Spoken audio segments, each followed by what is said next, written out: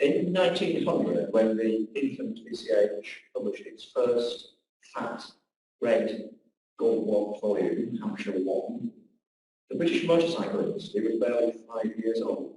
And the number of machines on the road must have been counted in hundreds rather than thousands. Down to the outbreak of war in 1914, the two projects, if one can call it that, boomed in unlikely parallel. The VCH publishing 76 volumes of over 15 million words, and the domestic motorcycle industry putting 150,000 registered machines on the road. In 1907, the general editor of the VCH, William H., ever willing to adopt new devices, as one of his successors, Ralph Pugh, said of him, hoped to provide motor bicycles for his staff of 6 architectural assistants. So as we know, they were never upgraded from push bikes. And we only know about push bikes because one of those early assistants failed to return these after leaving the employment of the VCH and having been written to quite strictly. But Page's aspirations for the latest technology at the service of historical research is somehow for me emblematic of the extraordinary and ambitious research project that was the Edwardian VCH. From the current perspective, serious study of the historic environment has long included as essential components archaeological monuments and buildings. But when the VCH was taking shape in the late 1890s, as it evolved in the early years of the 20th century, the VCH workers did indeed bicycle around England, inspecting and recording churches, manor houses, and castles and earthworks. At that time, it was far less obvious how archaeology buildings should be approached, how in principle they ought to be, and how in practice they might be incorporated into existing agendas of historical research and offered to the public in these handsome books. 6 guineas and standard 4-volume set. The subscriber's name to be given to in the last volume set. The understanding of field archaeology, a term which had not yet been invented in England, and of buildings stood at rather different stages of development when the VCH arrived on the scene. And the VCH treated them in 2 distinct ways. As objects of scholarly interest, however, they were alike in being the preserve almost exclusively of amateurs, located especially in the broad voluntary sector of archaeological and acquiring societies, some of national scope, like this society and its sister, the Royal Archaeological Institute, many more concerned with a single county, whose ever-growing memberships gathered once a month to hear American papers, in the summer went on excursions to be shown around churches and houses, to look at monuments under expert scholarly guidance, and to eat splendid lunches, and to post photographs like the well-known naturalist's field of Herefordshire here at Goodrich Castle. And then some months later, sometimes some years later, to read about what they heard and seen in the annual transactions. The Edwardian VCH sought to appeal to that same locally rooted, educated public, county society in a broader sense than the merely landlord. And the early volumes were reviewed with enthusiasm in the daily newspapers and the weekly or monthly reviews, which that society read: The Time, the Daily Telegraph, the Morning Post, the Spectator, the Field, the Name.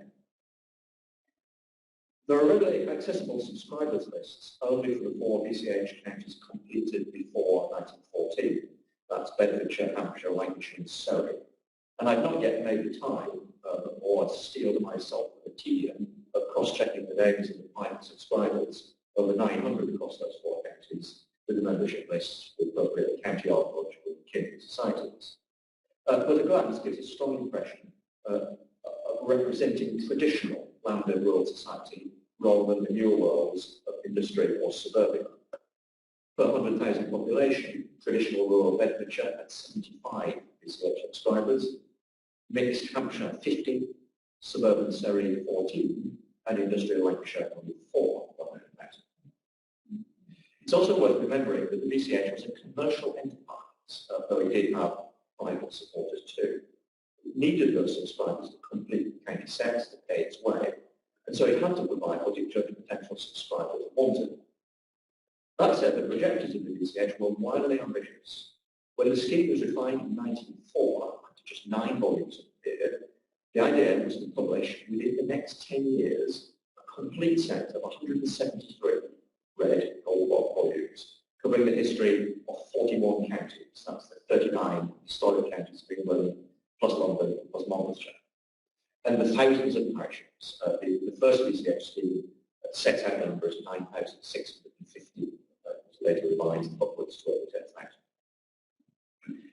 The VCH was founded by a gentleman publisher with serious interests in historical genealogy, that's Arthur Doubleday, later associated with the complete peerage, and by a busy public servant and spare time antiquarian folklorist, Lawrence Goll, of London County Council.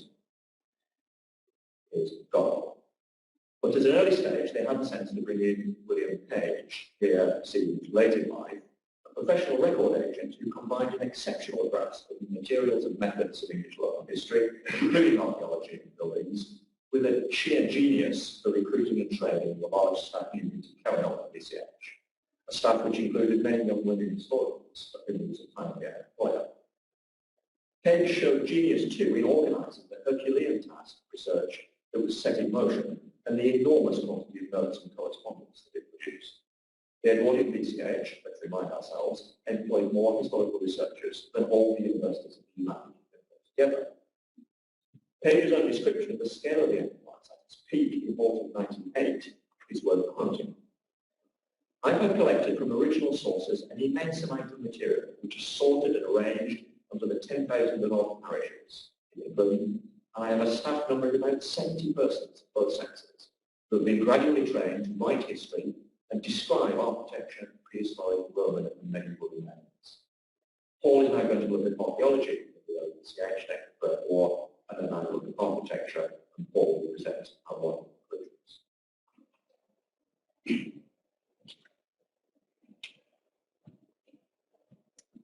By the end of 1899, Arthur Doubleday, the VCH's publisher and co-parent, had assembled a group of high-quality editors for archaeology, as defined and organised by the VCH.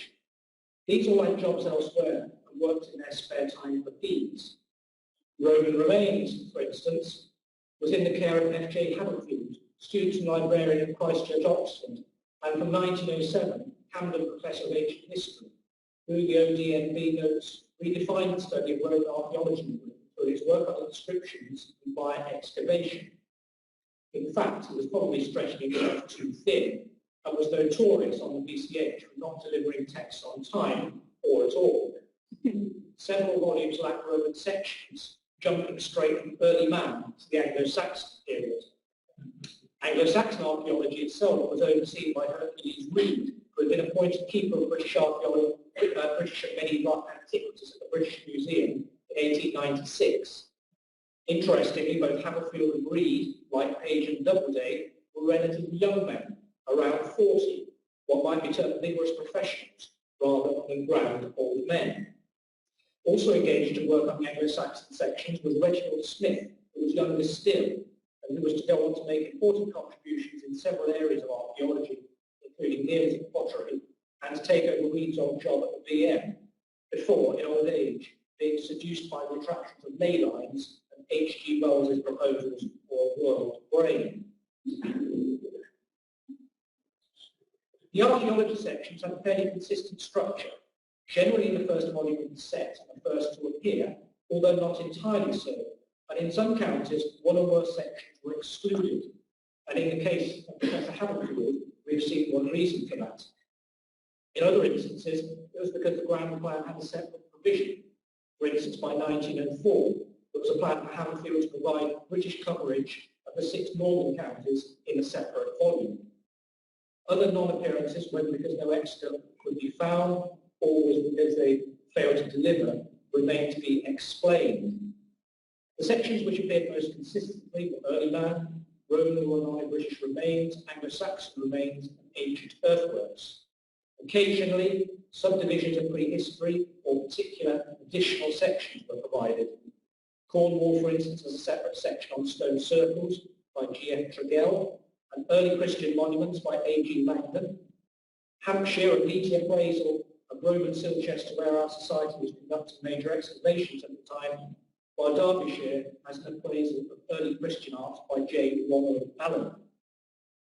The scholarly calibre of the contributors impresses. Whether this was because of Doubleday and Page's persuasive powers or the prestige of the project is unknown. What is unlikely, from what is known, is that the authors were enticed by generous fees. Some, the majority of authors, appear just once or twice, writing on their particular counters and subjects, whereas a few contributed multiple articles. For archaeology, the most prolific author was Reginald Smith, who over 26 years submitted 21 county articles on Anglo-Saxon remains. As an aside, while the VCH produced few overview volumes with an archaeological component after the First World War, when it did, it still had the kudos to attract leading scholars, including Cyril Fox, who wrote on early man in Huntingdonshire, Volume 1, 1926, Donald Harden and E.T. Leeds, who wrote for Oxfordshire, and Leslie Brinsall, Anglo-Saxon remains in Hampshire, Earthworks, Silchester in Hampshire, a rather splendid reconstruction drawing there, and there's dear old Winning, of course, one of the 20th century's great barrow knights, I'm sure known to many in this room, and he wrote most of Wiltshire, Volume 1, a major gazetteer of different types of barrow. Returning to the volumes published before the First World War, often these were the first syntheses of knowledge from a particular county, typically after 50 years of endeavour by members of its county archaeological society. And of course, they were always the most up-to-date survey available. Even today, making due allowance for the fact that the later 19th and early 20th century was a low period in terms of innovation in British archaeology in general, the quality of much of the writing and the illustrations and of the distribution maps impresses. Certainly contemporaries seem to have thought well of it. In 1909, the Times recommended the volume to local antiquaries who would learn to take a comprehensive view of their subject rather than, presumably, a parochial one. Overall, the influence of the VCH and of its promoters on archaeology in England in the earliest and 20th century was considerable, something that's rather forgotten today when the sections of the big red books on archaeology are out of date and rarely consulted. But probably the VCH's greatest significant influence was on the Royal Commission on Ancient Historic Monuments of England, Scotland and Wales, which was set up in 1908 to record by inventory monuments which predated 1700 and to make recommendations for their preservation. Of course, later on, antiquaries such as the Archaeology Crawford were relatively commonplace, but when this was set up with General Augustus Pitt Rivers acting as the first inspector of ancient monuments in the 1880s, at the time there was little concern for archaeology. Hertfordshire was the first county where the Royal Commission in England set to work, just 6 months after the commissions in general were established. It was apparently the work of 3 men, Charles Pears, who was much involved with the VCH, A.G. Chater, and William Page, who we've already met as General Editor of the VCH. The Royal Commission's first annual report gives some clues about methods with clergy, schoolmasters, and the like being roped in as partners, very modern word indeed. Field archaeology, as Chris said, was at that time virtually unknown. The term first appears in the title of J.P. Weems Freeman's An Introduction to Field Archaeology as Illustrated by Hampshire, where he characterised it as a branch of science quite in its infancy. Training for commission investigators in the study of earthworks was provided by Duncan H. Montgomery, who, and this is where the links are between the VCH and the Royal Commission, who had probably just completed the ancient earthworks of Hertfordshire for the VCH. And earlier he contributed the same section for Worcestershire and Surrey, and later on he did Yorkshire. Montgomery was a fellow of our society, but for the moment we know no more of him. The junior staff taken on in the early years, for the most part, did not go on to greater things. The exceptions were Alfred Clapham and the later Sir Walter Wheeler, who in 1913 was taken on for a 3-month trial as a junior investigator in Essex, one of 6 young men competing for 3 posts. We know that Wheeler's story can't contain as documentary proof, and time is tight this evening, so I can't, I think, read to you the account which Wheeler gives in Still Digging of his first day with the commission. Needless to say, it involved a great deal of drink, and before we got to Stedding Church in Essex, He was rolling down the aisle, as it were, having had at least 4 double whiskies in fresh milk, which was the prescription of the senior investigator who was his mentor. Within a year, the war had broken out, and almost immediately Wheeler joined up. It remains to be assessed what impact the war had on antiquarian studies in Britain in general, perhaps over the next few years as will be addressed. Some glimpses are given in the British Commissioner's report, which appears in RCHM Essex, Volume 1, 1916.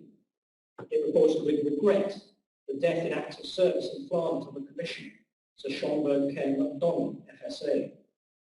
Of the Commission staff of 14, by the end of 1915, 4 had joined the Ministry of Munitions, so the old staff members, and 7 were on active service. Their ranks and regiments were recorded in paragraph 20 of the report. Captain W. Blythe Liebert of the London Scottish was noted and thankfully recovered from the wound he received at Ypres. Wheeler, after a spell with the University of London OTC, had been commissioned into the Royal Artillery, while Murray Henningwell, who was a chap who got him thoroughly squiffy on his first day of work, had moved from the Sportsman's Battalion. One imagines this was actually a rather natural home for him, to become a lieutenant in the 3rd Royal Warwickshire Regiment. The work of those few, 3 or 4 of them, who remained on the Commission's staff, had been considerably hampered since the summer of 1914, according to the report. There was fear of invasion in the air, of course, and strangers snooping around were viewed with suspicion.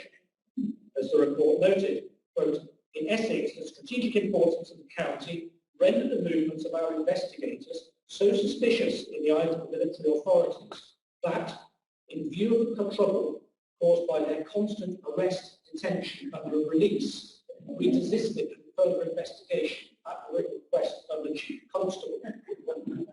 Then, on the 31st of March 1916, the pay of those who remained on staff was stopped by the Treasury, and the Commission's work was indefinitely suspended.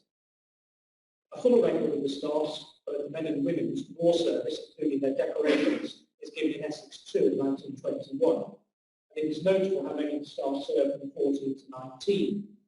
Thankfully, only 1 staff member was killed, 2nd Lieutenant Green, in France in 1917, but several were wounded.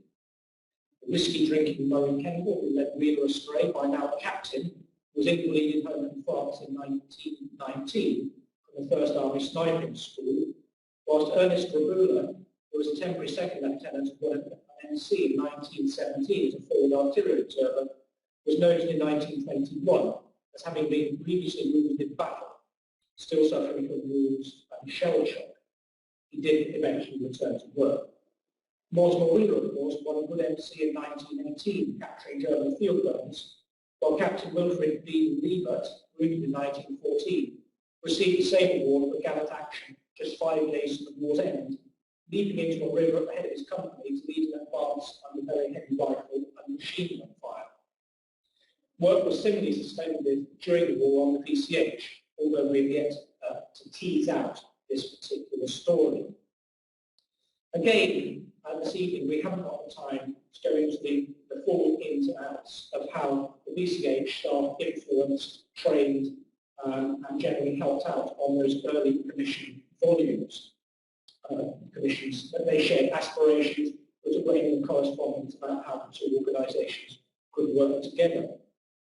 If there's one thing that to a sometimes specialist in medieval settlement like myself that particularly catches the eye about those early commission volumes, it is in its treatment of medieval settlement indeed. Here we see a plot from Hertfordshire, Volume 1, 1908, of homestead notes in the parish of Mead, 3 miles south of Royston, a remarkably modern and settlement morphology. With hindsight, one can suggest that the thinking on English settlement set out in the volumes, its complexity and shifts aside from regional variations, that in the event took off with Hoskins and others from the mid-1950s, almost took off a generation before with this work, Maitland in Doomsday Beyond 1897, and a paper by William Page himself on village types, in the first issue of Antiquity in 1927.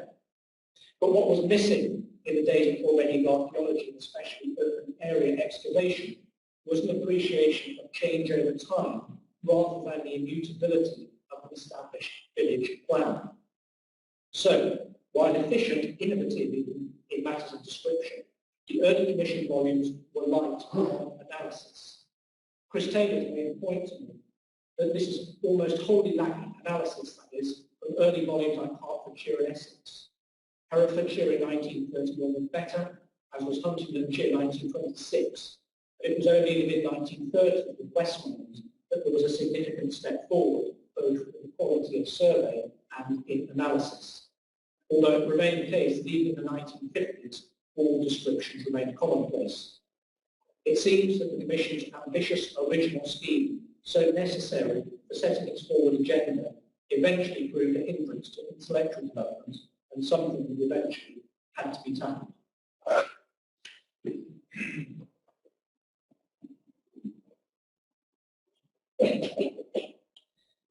The VCH planned to tackle architecture in a much more ambitious way than archaeology. In 1900, architectural history was far more mature as a subject of scholarly research than field archaeology, standing in a long tradition which went back to the antiquities of the 18th century and earlier, and which in the 19th century had evolved and flourished in a remarkable way. The study of ordinary parish churches has been transformed at least 3 times over. First by Rickman's invention of a terminology for architectural styles, early English decorated perpendicular. Secondly, by the ecclesiological movement's interest in the development of churches as places in which the liturgy was performed, an interest which for mid-century fed directly into the burgeoning county and diocesan archaeological and architectural societies. And thirdly, by Robert Willis's demonstration that any ancient building was a complex historical puzzle which could be solved by marrying the documentary evidence, necessarily always scrappy and incomplete at best, with sustained, intelligent observation of the physical pattern.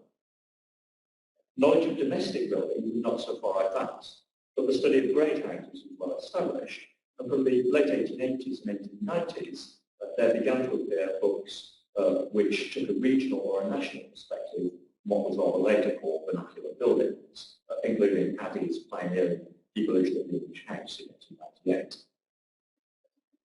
The VCH's ambitious plan was drawn up in the first place by Doubleday. Initially, it required architecture to be treated in 2 complementary ways, a strong indication of its perceived interest to the subscribers. Advertising in 1913, for example, drew particular attention to the fact that there would be illustrated architectural descriptions, many thousands of castles, churches, manor houses, etc. And I'll be showing you some of those illustrations as I go along. It included photographs on which the publicity laid great stress, sometimes involving help from local camera phones, an interesting topic in itself in avoiding them, and sometimes, as here, finding old photographs in local private collections. But the early VCH was also amply illustrated with line drawings, often of some charm, commissioned from local artists, and by a few black and white plans of churches and houses, hatched for the period of building in a way which was then rather new and is now entirely familiar. Such an extensive plan for illustrating the VCH draws attention to the commercial nature of the project in its early years. Let me repeat, it was a publisher's venture, and its chief pilot and principal architect in the earliest years was a commercial publisher, Arthur Doubleday, partner in the Archibald Constable Company, always on Westminster of London, in slightly Arch Way, I think. Doubleday was in his early 30s at this time, and the firm was less than 10 years old. But it was Doubleday, rather than Lawrence Gone, his co-founder of the VCH, who was the driving force behind the ambition of the VCH as a concept and the design of the VCH as a set of books. By the late 1890s, when the VCH had been invented, Constable & Company's list was pretty eclectic. They reissued novels in uniform series, capturing George Meredith, for example, from his previous publisher. They published 2 series, reissuing Edward Armour's collection of 17th century and earlier printed pamphlets, and there was a large miscellaneous section of publications. But the firm had started out in 1891 and still retain a strong presence as a publisher of illustrated books, particularly about India, and it continued through the 1890s to publish illustrated travel and other books, gaining enormous experience, I think, in doing so, and later transferring that to the BCH. In particular, in 1897, they published Farthest North, the English translation of the Norwegian Arctic explorer Nansen's expedition on the Fram in 1893-6, a book which is called sensationally successful in the entry for publisher, which secured the explorer's finances and presumably made a lot of money for Messrs. Constable. This is a story which needs to be followed up. I'd like to know more about whether that commercial success gave Doubleday the confidence to launch on something as ambitious as the BCH. The significance of describing buildings and illustrating them in the BCH scheme was also marked by Doubleday's recruitment of a high-powered architectural committee of 15 prominent architectural historians and antiquaries. They included such grandees as the Northamptonshire architect John Alfred Gotch, the art historian Baldwin Brown of Edinburgh University, and the venerable church architect J.T. Micklethwaite. Another member of the committee, the antiquary St. John Ho, had his name down from an early date to edit the BCH's descriptions of castles, cathedrals, and abbeys. But St. John Ho was unusual among that committee in being so committed to contributing directly to the BCH, as is apparent from Doubleday's letter of August 1899 to one of the people he was inviting to join the architectural committee, Roland Hall at Abbey Door Rectory in Herefordshire. Dear sir, it is not proposed that the architectural committee should meet, but that it should be a body to which questions of difficulty respecting the architecture in different parts of the country might be referred, in order to avoid work being hampered by the opinions of those whose judgment is not perhaps always trustworthy. If you were so good as to join the committee, I would undertake it would be troubled as little as possible. Doubleday's plan was for each county set to have a general chapter on architecture, divided into two parts, ecclesiastical and domestic. They were mostly designated for Volume 2 of the county set, which means that they did not all have to be commissioned immediately the BCH began work in 1899. The first two notionally due to be published in 1905, the bulk between 1906 and 1909, with a few stragglers penciled in for 1910 and 1912. In most counties, the chapter of architecture was allotted 35 or 40 pages, weighted so that churches took up 1.5 or 2 times the space of houses. That was quite a remarkable allocation of space, far different from what could be seen in the pages taken up in the average county archaeological society's transactions, but perhaps rather more like the relative mix of interest in churches on the one hand and houses on the other, shown on the society's summer excursions. All this suggests that the BCH intended to be pioneering in deepening the treatment of domestic buildings as a subject of serious historical inquiry. Here, for example, is spread from the Surrey chapter as plans of 2 quite large manor house types on the left and 2 very older cottages on the right. The instructions prepared for authors of these county architectural chapters in 1903, published in this volume, were of only of a very general kind. They required the authors to survey prevailing styles and building materials of the county and ask for a list of noteworthy buildings by period. Here's the beginning of the section, the Anglo-Saxon section of Surrey. The German listing the most noteworthy buildings in the Royal Commission's volumes exists in here, I think. As it turned out, only 4 county chapters of architecture were commissioned and only 2 were published, Surrey and Sussex. And I'll come back to the reasons for that a little later. Those reasons go beyond the usual sort of slippages evident in Northamptonshire, one of the first 2 commissioned. That prolific writer on churches, the Reverend Charles Cox, turned in his manuscript on the ecclesiastical architecture as early as February 1902, and he was immediately settled in time. But J.A. Gotch, one of the grandees from the committee, failed to complete domestic architecture. Volume 2 was put back in 1906, and then it appeared without architecture, and the architectural chapters were reassigned to Volume 4 at the end of the county series. It was submitted in 1908, publication in 1909, but it never appeared. If well carried out, the Architectural chapters would have been a major resource, especially for domestic houses. That for Sussex, by this man, Philip Manor in Johnston, published in 1907, retained its value for 60 years, as noted by Pesner and Ian Nairn in the Buildings of England volume for Sussex of 1965. Johnston was exceptionally well qualified to write about the architecture of Sussex. A professional architect resident in South London and Denmark Hill, he had joined the Sussex Archaeological Society in 1897 and was committed in 1899, and was a prolific reader of papers at its meetings, and especially the man who showed members round in churches during the annual summer meetings. He was also on the Sussex Archaeological Society subcommittees concerned with the preservation of ornamentics and remains.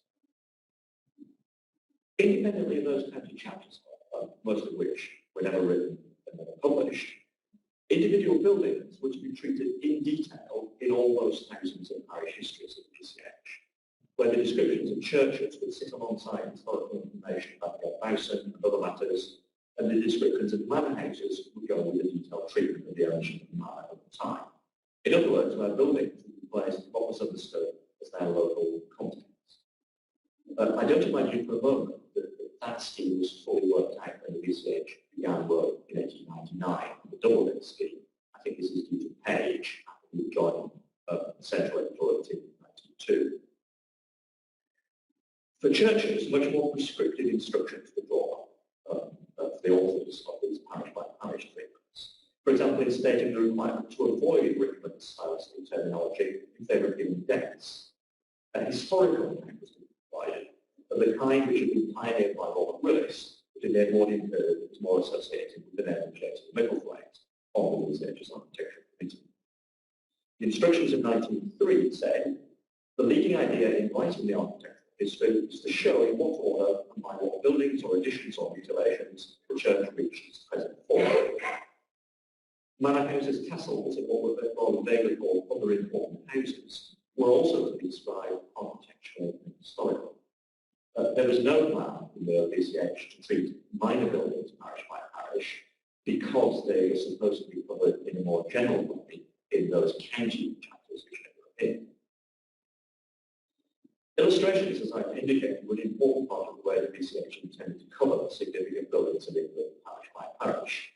And the instructions of 1903 went into some detail about such matters as gathering existing pictures from local sources. Old drawings were often redrawn on occasion, as here. Commissioning new photographs, often of superb quality. And a special feature, right from the beginning, from Doubledare's time, was a series of large, full-round coloured plans of important buildings with superb draftsmanship. The reasons for abandoning the county architectural chapters are not entirely clear from BCH's archives. It's likely to be something simply discussed in the offices and not permitted to correspondence. The evidence, too complicated to summarise here, points to early 1904, the moment at which the general chapters were dropped. Those chapter titles were certainly crossed out in the pages of the fact ledger in which the progress of BCH volumes was tracked through publication. If that dating is right, it places the decision shortly after the appointment of Charles Pears, shown in the letter line, as architectural editor of the BCH in 1903, just ahead of the start of intensive work on all those thousands of parish histories, the considerable expansion of staff which it required in 1904, and the departure of the BCH's family Doubledare, which left the editorial director of the BCH entirely in the hands of William Page. Pears, in his mid-30s, was lured from private architectural practice and involvement in the Royal Archaeological Institute, and must have been recognised as a rising star in architectural history. And I suppose that it was on his advice that county chapters were dropped. Perhaps Pears and Page between them realised, as Doubledare had not, that it would be too difficult to recruit competent authors for every county.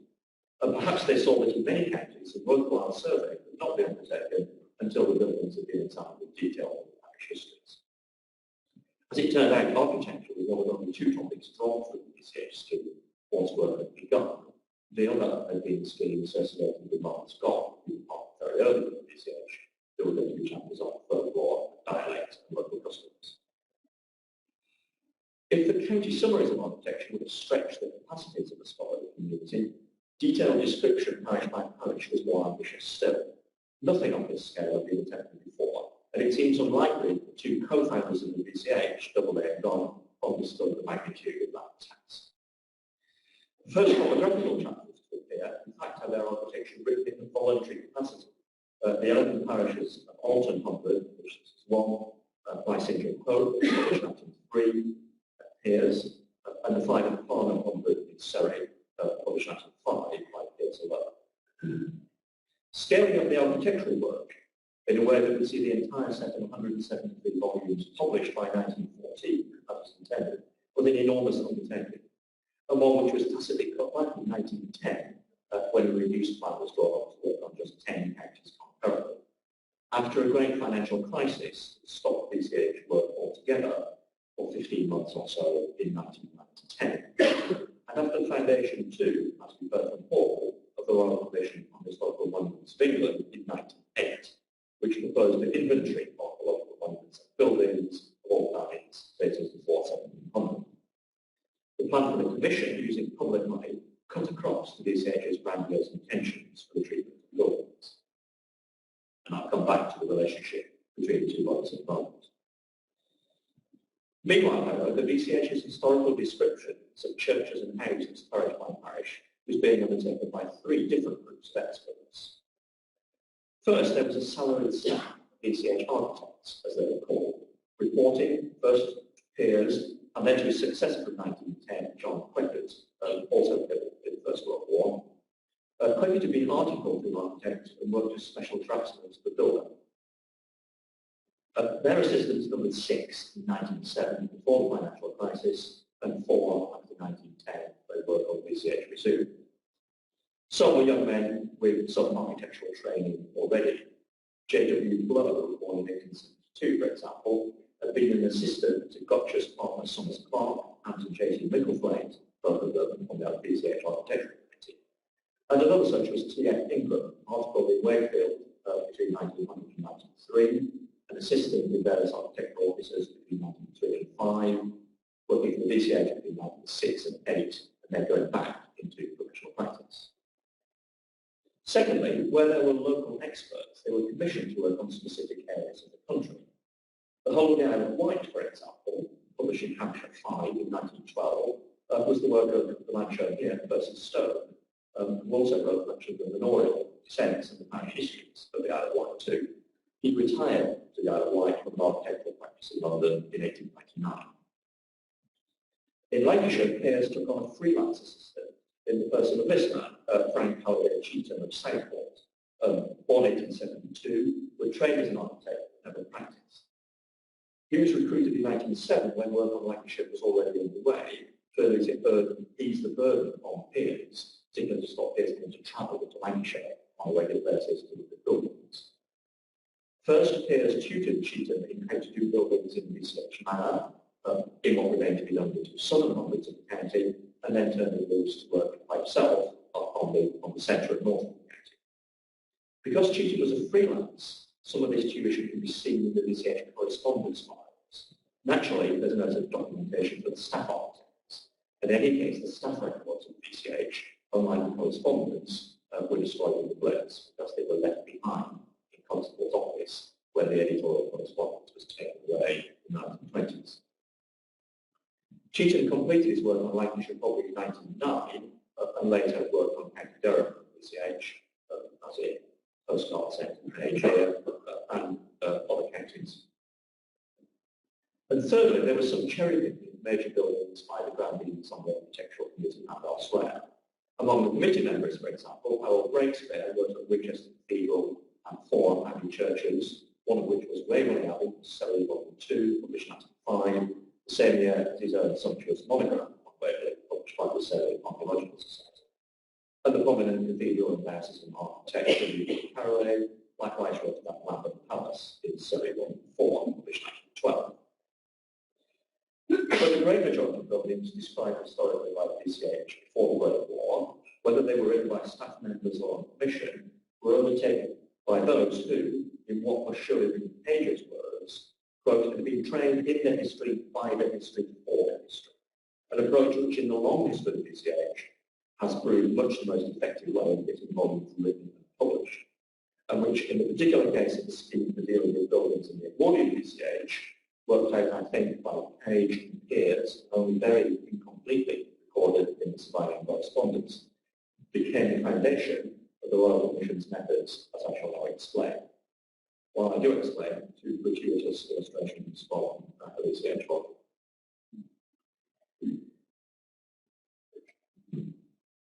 The Royal Commission was set up in 1908 and recruited staff at the beginning of the financial year 1909-10. The work that the BCH had done clearly influenced the Commission in important ways. And in 1908, as the Commission was being set up, there's a contemporary picture of Page. Page made a serious attempt to couple the BCH and the Royal Commission together, writing to Lord Dillon and to Professor Haverfield, who we've seen in the Royal Mail's flattering context earlier, both of whom were commissioners and closely connected with the BCH.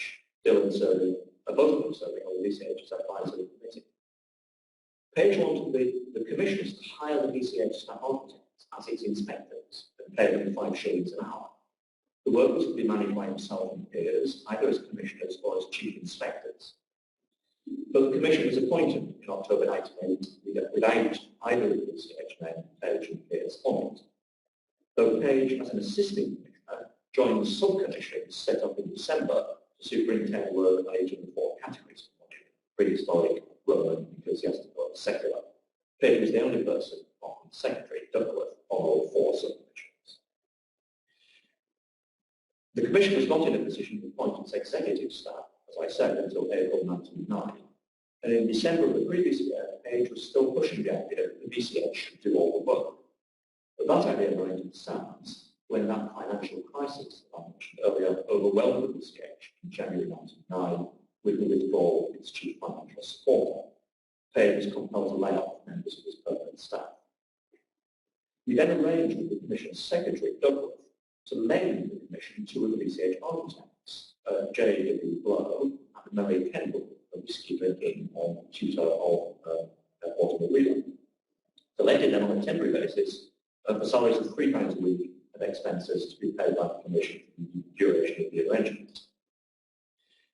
The relationship between the BCH and the Commission went closer than that because of the Commission's choice of Hertfordshire for its first experimental county inventory.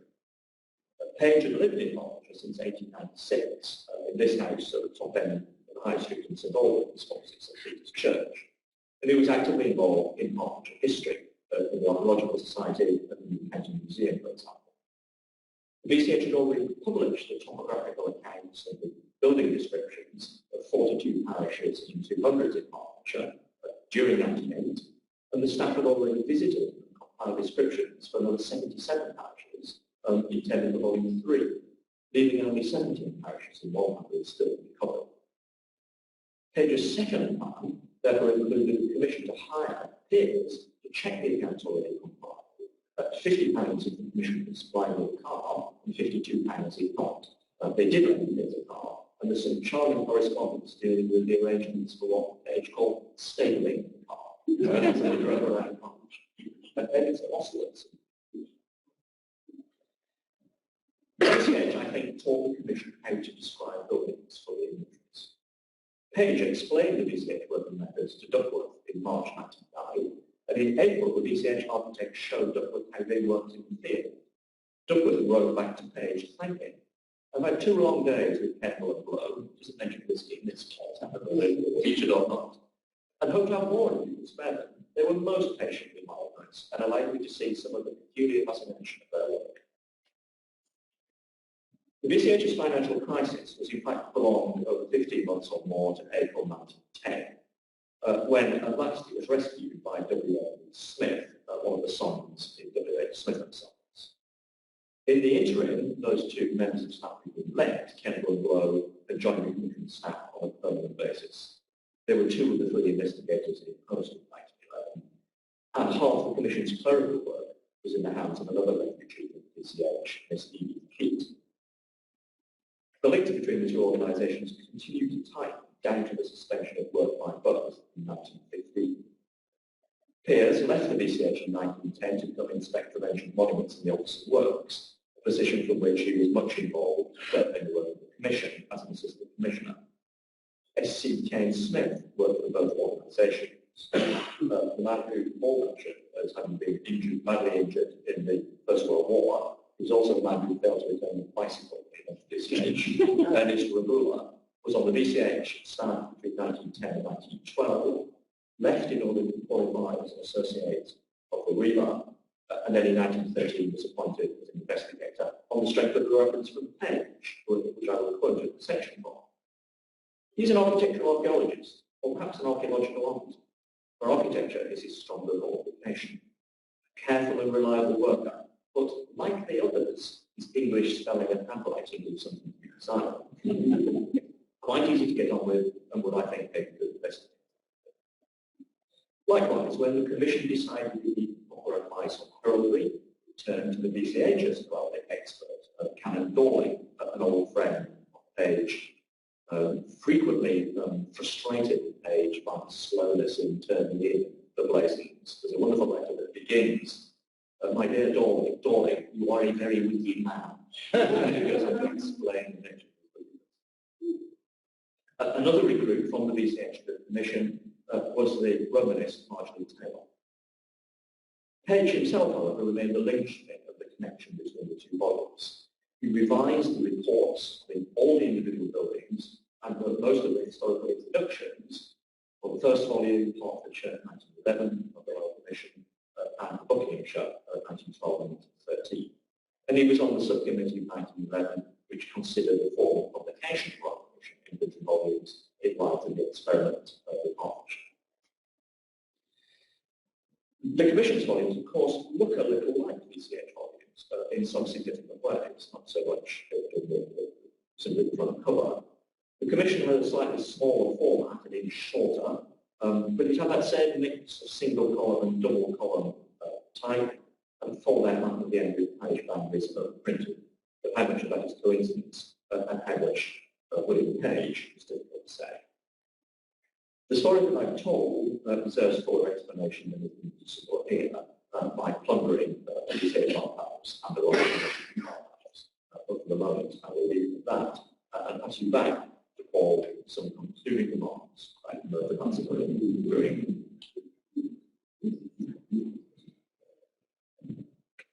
Today, the VCH is seen as dependable and certainly as a conservative element of the historical establishment. What I think we've shown is that 110 years ago, its image and reality were very different. It was a new sort of enterprise, breaking away from the amateur scholarship of the Victorian era. It was a professional enterprise with a vision, a grand plan, and a structure to carry this out, even if its financial planning proved wayward. That new professionalism was seen in the VCH's insistence on active architectural and archaeological fieldwork. This was to be no rehashing of second-hand interpretations, and in its willingness, or perhaps it was a necessity, given that this was such a new sort of venture, to train up bright young things to do the work. Just as female graduates were drilled in documentary research and in parish history writing, so young men were trained in architectural recording and analysis and in planning earthworks. As Chris has said, the plan to mount investigators on motor bicycles may, in the event, have come to nothing.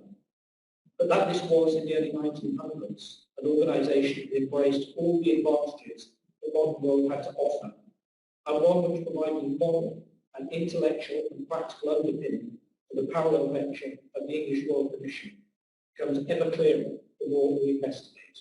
Thank you very much.